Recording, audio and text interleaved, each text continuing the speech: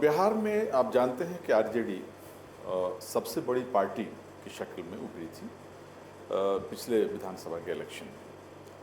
और आयन मुमकिन था अगर वहाँ उस वक्त मरकज़ की हुकूमत की जानिब से और नीतीश कुमार जी की मिलीभगत से अगर उस वक्त धांधली न की गई होती तो हमारी हुकूमत होती, गठबंधन की हुकूमत होती। यानी जो हमारी आरजेडी, कांग्रेस और वाम दल का जो महागठबंधन उसकी हुकूमत बनती बिहार में। लेकिन धांधली करके वहाँ भारतीय जनता पार्टी और नीतीश कुमार जी की हुकूमत बनी। और जाहिर है कि हम मुसलसल हमारे जो लीडर हैं श्री तेजस्वी यादव जी, वो आवाम के दरमियान हैं। कई उन्होंने प्रोग्राम किए, आवाम से राब्ते का, संपर्क का कई प्रोग्राम उन्होंने किया। अपने पार्टी के कार्यकर्ताओं से भी उन्होंने मिलने के कई प्रोग्राम किए। तो जाहिर है कि हम मुसलसल जनता के दरमियान में हैं। आप जानते हैं कि बिहार में 20 वर्षों से एक हुकूमत चल रही है नीतीश कुमार जी की चीफ मिनिस्टरशिप में। दरमियान में एक छोटा सा 17 महीने का एक अरसा था जिसमें नीतीश कुमार जी अपनी पार्टी उनकी जब टूटने लगी थी, आरपी सिंह उनकी पार्टी को तोड़ करके भाजपा के साथ जाने लगे थे, तो उन्होंने भाजपा से अपना दामन छोड़ा करके हमारे पास आए थे और हमने उन्हें कबूल किया था और हमने उन्हें चीफ मिनिस्टरशिप बनाए रखा। हमारे लीडर श्री तेजस्वी यादव जी ने जब वो चाहते तो चीफ मिनिस्टर बन सकते थे, लेकिन उन्होंने कोई बार्गेनिंग ऐसी नहीं की, क्योंकि वो जानते थे कि जो समाजवादी एकता है उसको मजबूत करना ज़रूरी है, सेकुलर जो कुव्वतें हैं उनको मजबूत करना ज़रूरी है। तो जाहिर है कि हम मुसलसल आवाम के दरमियान हैं और आवाम के मसाइल को उठाते रहे। 20 वर्षों से जो हुकूमत है उससे लोग उब गए। एक मोनोटोनस सी वहाँ की सियासत हो गई है, राजनीति हो गई है। उस मोनोटोनस सिचुएशन को हमें तोड़ना है और एक बेहतर बिहार के लिए जो रोड मैप हमारा लीडर श्री तेजस्वी यादव जी ने बनाया है, उस रोड मैप पर बिहार को ले जाना है, ताकि बिहार की जो बुनियादी जो समस्याएं हैं, बुनियादी मसाइल हैं, एक तो यह है कि वहाँ रोज़गार की जो अवसर हो सकते हैं, मौके हो सकते हैं, वो स्टैग्नेंट हो चुके हैं। यानी कोई रास्ता रोज़गार का अभी हुकूमत के पास नहीं है, रोज़गार देने का कोई रास्ता नहीं है। नीतीश जी के पास कोई प्लान युवाओं को, नौजवानों को रोज़गार देने का कोई प्लान नीतीश जी के पास अब नहीं है। वो एक तरह का स्टेग्नेशन, यानी जाकर के वो स्थिर हो गई सिचुएशन उनकी। उनके पास कोई नया विजन नहीं है बिहार को आगे ले जाने के लिए। तो ये बहुत बड़ा मुद्दा हमारे लिए है, युवाओं को रोज़गार देने का मुद्दा। और ये सिर्फ हम ज़बानी जमा खर्च नहीं कर रहे हैं। हमारे लीडर श्री तेजस्वी यादव जी ने पिछले 17 महीने की जो सरकार थी नीतीश कुमार जी के साथ, उनके सीएमशिप में, और हमारे नेता उसमें डिप्टी सीएम थे, तो उस वक्त हमने 5 लाख युवाओं को रोज़गार दिया था। 17 महीने की इतनी अल्प समय की सरकार में भी हमने 5 लाख, और हमारा टारगेट था कि 10 लाख। अगर नीतीश कुमार जी नहीं जाते टूट करके भाजपा के साथ, तो हम अब तक 10 लाख का टारगेट हम पूरा कर चुके होते। और उसका पूरा एक रोड मैप दिया था हमारे लीडर श्री तेजस्वी यादव जी ने। तो ज़बानी जमा खर्च करने में हम नहीं यकीन रखते, या हमारे लीडर ज़बानी जमा खर्च करने में यकीन नहीं रखते। जो कहते हैं वो करके दिखाते हैं। उनके अंदर डिटर्मिनेशन है, उनके अंदर एक दृष्टि है बिहार को लेकर के। उन्होंने एक विजन बिहार की तरक्की का, उसके विकास का बनाया है और उससे बिहार को ले जाना चाहते हैं। वहाँ पर पलायन बहुत है, वहाँ से मजदूर बहुत जाते हैं बाहर के राज्यों में मजबूरी में, क्योंकि वहाँ नहीं है रोज़गार के मौके। तो उस पलायन को भी रोकना है। अभी सबसे ज़्यादा इस 20 वर्षों में पलायन इतना बड़ा है, माइग्रेशन इतना बढ़ गया है कि जाहिर है कि अब वहाँ कोई अवसर नहीं है। तो लोग चाहते हैं कि हमारा अपने राज्य में ऐसे अवसर मिलें कि हमको बाहर जाना न पड़े। हमारे नेता ने उसके लिए भी प्लान बनाया है। महिलाओं के उत्थान के लिए, उनकी तरक्की के लिए उन्होंने माँ बहन मान का एक पूरा योजना दिया है, जिसमें 2,500 रुपये हर महीने वो देंगे। किसानों को भी वो उस योजना लेकर के आए हैं कि किसानों को भी उनकी मदद की जाए, ताकि उनकी जो किसानी है उससे जो आमदनी है वो बहुत कम है, उसमें थोड़ी मदद उनकी हो सके। उसी तरह से जो पेंशनर्स हैं, जो हमारे जो वृद्धावस्था में जो लोग हैं, लेडीज़ हैं, जेंट्स हैं, उनको भी पेंशन में बढ़ोतरी और उनके लिए अलग से भत्ता देने की बात उन्होंने की है। नौजवानों को भी अलग से भत्ता देने की बात की है। तो ये सब वो प्रोग्राम हैं जो बिहार को एक बेहतर मुस्तकबिल की तरफ, एक बेहतर फ्यूचर, भविष्य की तरफ ले जा सकता है, और हम उसमें काम कर रहे हैं।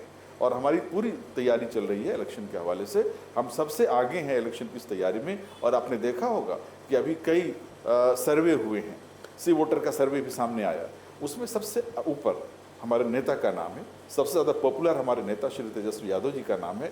और जाहिर है कि ये बिहार की जनता और वहाँ के युवाओं के मूड को दर्शाता है। वहाँ की जनता ने, वहाँ के युवाओं ने मूड बना लिया है कि इस दफ़ा परिवर्तन होगा, और वो परिवर्तन बेहतर के लिए होगा, एक बेहतर भविष्य के लिए होगा, एक बेहतर। अभी देखें आप बिहार में क्या है, बिहार में कोई लॉ एंड ऑर्डर नहीं है। बिहार हर रोज़ वहाँ डकैतियाँ हो रही हैं, कई वहाँ कई मर्डर्स हो रहे हैं, हत्याएं हो रही हैं लोगों की। इस तरह की स्थिति बनी हुई है। करप्शन इतना है कि वहाँ हर ऑफिस में, आप ब्लॉक लेवल से लेकर के और ऊपर चले जाए किसी भी ऑफिस में, बगैर पैसे के, बगैर रिश्वत के कोई काम नहीं होता है। ये स्थिति बना करके रख दी है। तो वहाँ आजकल बिहार में एक ऐसी सरकार है जो बिल्कुल बंधक बनी हुई है, नीतीश जी की सरकार, भाजपा के हाथों में और ब्यूरोक्रेट्स के हाथों में। रिटायर्ड ब्यूरोक्रेट्स चला रहे हैं बिहार को, और इस तरह की स्थिति बिहार में बनी हुई है। हमें इस अराजकता से, इस तरह के रिश्वत वाले सिस्टम से बिहार को आगे निकालना है, बाहर निकालना है और एक बेहतर भविष्य की ओर ले जाना है। जिस तरह से बेहतर बिहार बनाने की बात कर रहे हैं कि आरजेडी और तेजस्वी यादव इस तरह की बात उठा रहे हैं, इसी तरह की बात जनसुराज के प्रशांत किशोर भी लगातार इसी मुद्दे को लेकर के और पलायन को रोकने की बात लेकर के, मैंने चिराग पासवान से भी सुना है, वो भी कह रहे हैं कि पलायन को रोकना होगा, हमें बेहतर बिहार बनाना होगा। तो वो भी इसी मांग को लेके चल रहे हैं और बिहार के हर कोने में जा जाके इस चीज़ का प्रचार और इसी चीज़ पर बिहार में एक अलग सत्ता की मांग कर रहे हैं कि एक अलग हुकूमत हो। एक चीज़ होती है ज़बानी जमा खर्च, और दूसरी चीज़ होती है कि डिटर्मिनेशन, करके दिखाना, मिसाल पेश करना। आपने नाम लिया जनसुराज के जो लीडर हैं, जो दौरा कर रहे हैं बिहार का और बिहार के लोगों को जो ख्वाब दिखा रहे हैं, वो पंडित हमारे जो ये प्रशांत किशोर, जो पंडित हमारे प्रशांत किशोर पांडे, ये उनका जो पूरा नाम है वो भी आपको मालूम होना चाहिए कि उनके मकसद क्या हैं। तो ये जो हमारे प्रशांत किशोर पांडे जी हैं, ये सिर्फ लोगों को एक ख्वाब दिखा रहे हैं। ये कब से हैं पॉलिटिक्स में?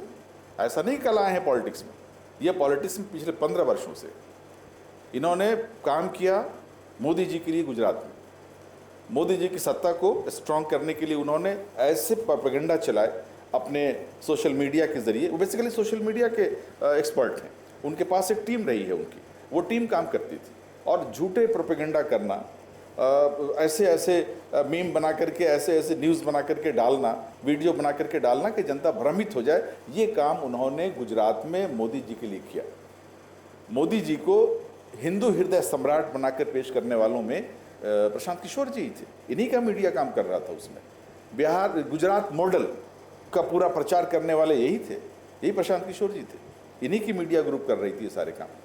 और पूरे भारत को गुजरात बना देने की, यानी 2002 वाला गुजरात पूरे भारत में बन जाए, यही इन सब लोगों का सपना रहा है। 2002 में गुजरात में जो कुछ हुआ याद है ना, क्या हुआ था गुजरात में? उस तरह का पूरा भारत बन जाए, पूरा देश बन जाए, वही काम वो चाह रहे हैं कि बिहार को भी उसी मॉडल पर ले जाना चाहते हैं। उसी तरह की का सपना वो लोगों को दिखा रहे हैं। करके क्या दिखाया इन्होंने? पैसे कमाए, पार्टियों के लिए काम किया, सोशल मीडिया का यूज़ किया, अपनी टीम का इस्तेमाल किया, आईटी का इस्तेमाल किया, इंफॉर्मेशन टेक्नोलॉजी जो सारी चीज़ें हैं उस पर बेस्ड है। आज पूरा प्रोपेगेंडा ही चल रहा है, सियासत प्रोपेगेंडे पर आधारित आज है। भाजपा प्रोपेगेंडा ही में महारत रखती है और उसी प्रोपेगेंडे की बुनियाद पर 14 में सरकार आई मोदी जी की, और उसी प्रोपेगेंडे की बुनियाद पर आज भी उनकी सरकार चल रही है। इसके पीछे इनका हाथ रहा है। तो सिर्फ प्रोपेगेंडा करना इनका तजर्बा है। कहीं किसी को जॉब दिया इन्होंने? कभी कोई तजर्बा है किसी हुकूमत से कहा कि आपके मैनिफेस्टो में ये हैं, आप उसको इम्प्लीमेंट कीजिए? मोदी जी के मैनिफेस्टो को प्रमोट करने में ये लगे रहे 2014 में, सबको मालूम है। क्या 15 लाख से 20 लाख रुपए हर आदमी के खाते में आ जाए, ये कहा था ना? ये किसने ये इस नारे को क्वाइन किया था? यही थे, ये प्रशांत किशोर ही थे कि अगर काला धन आ जाएगा बाहर से, हम लाएंगे और हर व्यक्ति के खाते में 15 लाख से 20 लाख रुपए जाएंगे। ये आप निकाल लीजिए वीडियो, जहां मोदी जी हर इलेक्शन में, हर पब्लिक रैली में वो कहते थे, और प्रशांत किशोर जी ही ये सब क्वाइन कर रहे होते थे। उसी तरह से उन्होंने भ्रष्टाचार से मुक्त एक भारत की बात की थी। क्या भारत आज है? किस तरह का भारत है आज? भ्रष्टाचार में लिप्त भारत है आज। ये उनके तकरीबन 11 साल की जो सरकार रही है मरकज़ में मोदी जी की, उसके पीछे ये तमाम जितने भी हर वर्ष 2 करोड़, ये भी प्रशांत किशोर जी ने क्वाइन करके दिया था मोदी जी को कि आप ये कहिए जनता से कि हर वर्ष 2 करोड़ रोजगार नौजवानों को देंगे। हर वर्ष हिसाब जोड़ लीजिए, 11 वर्ष में 22 करोड़ युवाओं को रोजगार मिलना चाहिए। रोजगार मिलने की बात तो अलग, पूरा देश हमारा 45 साल के रिकॉर्ड को तोड़ चुका है बेरोजगारी में। 45 साल पीछे चला गया हमारा बेरोजगारी के मामले में। युवा निराश है। युवा को रोजगार चाहिए, शिक्षित युवा हो या अशिक्षित युवा हो, सब निराश है। उनका कोई भविष्य नहीं है, सामने तारीख ही दिख रही है, अंधेरा दिख रहा है। तो ऐसी परिस्थिति में ज़बानी जमा खर्च से जनता वाकिफ़ है। इस तरह के बहलावे में, इस तरह के भ्रम में जनता आने वाली नहीं है।